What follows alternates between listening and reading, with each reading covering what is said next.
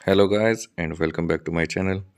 Guys आप तो जानते ही हैं कि हम इस चैनल पर एमएस एक्सेल के बारे में रोज़ नई नई चीज़ें सीख रहे हैं।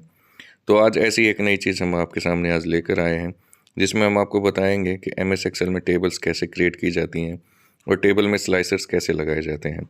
तो गाइस वीडियो में एंड तक हमारे साथ बने रहिए और आप ये देखेंगे कि जब तक ये वीडियो ख़त्म होगी तब तक आप टेबल्स क्रिएट करना और टेबल्स में स्लाइसर लगाना आप बहुत ही आसानी से सीख चुके होंगे। तो गाइस स्लाइसर्स क्या होते हैं? स्लाइसर्स के बारे में आपको पहले थोड़ी सी इन्फॉर्मेशन दे देता हूँ। स्लाइसर्स भी कुछ कुछ फ़िल्टर्स की तरह ही काम करते हैं। जैसे आपने फ़िल्टर लगाया होगा, मैंने अगर नहीं आपको फ़िल्टर लगाना आता है तो मैंने पीछे एक वीडियो डाली है उसके लिए, आप चाहें तो वो वीडियो जाकर देख सकते हैं। मेरे चैनल का लिंक मैंने डिस्क्रिप्शन में दिया हुआ है। मेरे चैनल पर फ़िल्टर के अलावा और भी बहुत सारी आपको वीडियो मिल जाएँगी और अगर आपको फ़िल्टर लगाना आता है तो आपको स्लाइसर समझने में ज़्यादा परेशानी नहीं आएगी। तो गाइस स्लाइसर एक ऐसा ही फ़िल्टर का फंक्शन होता है जो टेबल पर अप्लाई किया जाता है, जहाँ पर हमें फ़िल्टर लगाने की बजाय वहाँ पर सिर्फ हमें इसके जो इंडेक्स है वो सेलेक्ट करने हैं, जैसे serial number, class name, English, Hindi, math, science. Suppose यहाँ पर 2 टेबल मैंने दी हुई है और मुझे दोनों टेबल में टेबल लगा के उसके स्लाइसर अगर उसमें इंसर्ट करना है तो मैं कैसे करूँगा? आइए हम यहाँ पर ये चीज़ देखते हैं।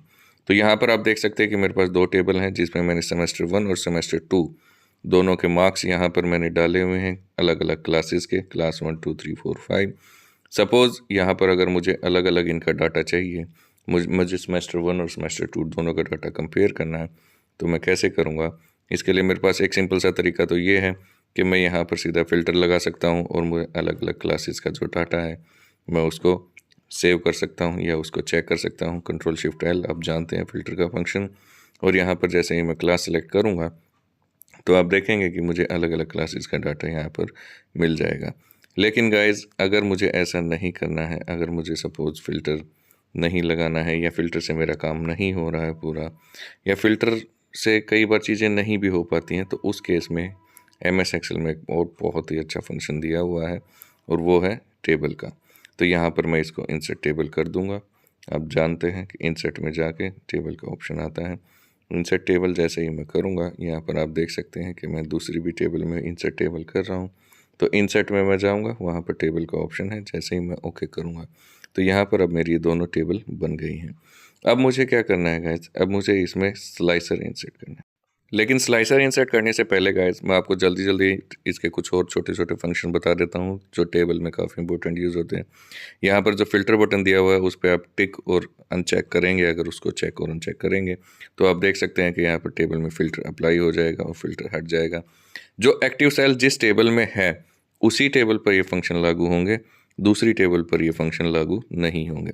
तो आइए यहाँ पर आप देखते हैं कि स्लाइसर कैसे लागू होता है। सपोज़ यहाँ पर मैंने इंसर्ट स्लाइसर किया और जैसे ही मैं क्लास पे ओके किया, तो अब मेरे पास यहाँ पर क्लास के लिए एक अलग से कॉलम खुल गया है और मैं जिस भी क्लास पर टिक करूँगा गाइस, आप देख सकते हैं कि दोनों ही टेबल में वो क्लास के अपने आप ऑटोमेटिक सारे स्टूडेंट सेलेक्ट हो जाएंगे। तो मुझे यहाँ कोई फ़िल्टर नहीं लगाना, मुझे खाली टिक करना है। और सपोज़ अगर मुझे कोई यहाँ पर स्लाइड बनानी हो तो मुझे उसमें ये बहुत चीज़ें आसानी रहेंगी। मुझे बार-बार फ़िल्टर खोल के वहाँ पर अलग-अलग जो क्लासेस हैं वो सेलेक्ट करने की ज़रूरत नहीं होगी। आप देख सकते हैं मैंने 3 पे क्लिक किया तो क्लास 3rd के आ गए, मैंने 1 पे किया तो 1 के, 2 पे किया तो 2 पे। इसके बारे में एक और चीज़ आपको बता दूँ गाइज़, स्लाइसर तभी वर्क करेगा जब आपकी एक्टिव सेल टेबल के अंदर होगी। यहाँ पर आप देख सकते हैं मेरी जो एक्टिव सेल है टेबल के बाहर है और मैंने स्लाइसर लगाने की कोशिश की तो स्लाइसर नहीं लगा। लेकिन जैसे ही वो टेबल के अंदर आई तो आप देख सकते हैं स्लाइसर का ऑप्शन मेरे पास ओपन हो गया। तो गाइज़ ये था स्लाइसर, आपने देखा बहुत ईज़ी तरीके से आप इसको यूज़ कर सकते हैं, बहुत यूज़फुल है। काफ़ी अच्छे तरीके से ये टेबल में हमारे जो डाटा है उसको फ़िल्टर भी कर देता है और सॉर्ट भी कर देता है। तो इसके अलावा और क्या-क्या फ़ंक्शन इसमें दिए हुए हैं। इसके अलावा आप देख सकते हैं कि हम इसको समराइज़ विद पाइवट टेबल से समराइज़ कर सकते हैं। We can export the data, हम एक्सपोर्ट कर सकते हैं। चलिए आपको एक बार समराइज़ करके दिखा देते हैं। सपोज़ यहाँ पर मैं समराइज़ कर रहा हूँ इसको, मैंने पाइवट टेबल अप्लाई की। मैं अगर मेरे पास अलग-अलग यहाँ पर ऑप्शन खुल जाते हैं, जिसमें भी मैं चाहूँ यहाँ पर मैं उसी के अकॉर्डिंगली इस डाटा को समराइज़ कर सकता हूँ। यहाँ पर आप देख सकते हैं मैंने क्लास और उसके सब्जेक्ट के टोटल के अकॉर्डिंग यहाँ समराइज़ किया है।